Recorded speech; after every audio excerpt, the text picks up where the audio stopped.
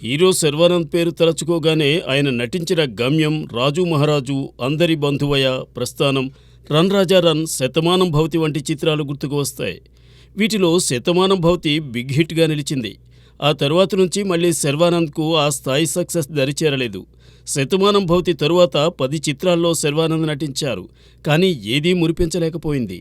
ఈ నేపథ్యంలో శర్వానంద్ను అభిమానించేవారు అతను ఖచ్చితంగా కెరీర్ గురించి ఆలోచించాల్సిందే అంటున్నారు.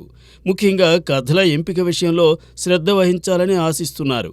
మూస పాత్రలకు దూరంగా జరిగి వైవిధ్యమైన కథాంశాలతో సాగితేనే మళ్లీ శర్వానంద్ సక్సెస్ సాధించగలడని వారు చెబుతున్నారు.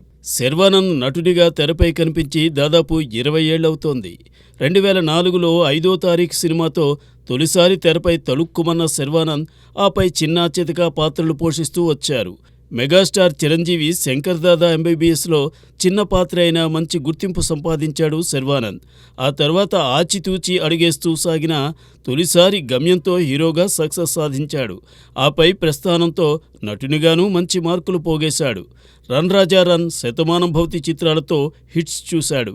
మళ్లీ మళ్లీ ఇది రాని రోజు, పడిపడి లేచే మనసు, రంగస్థలం, శ్రీకారం, మహాసముద్రం, ఒకే ఒక జీవితం, ఆడవాళ్లు మీకు జోహార్లు వంటి చిత్రాల్లో వెరైటీ రోల్స్లో కనిపించినా అవేమీ అతనికి సక్సెస్ను అందించలేకపోయాయి.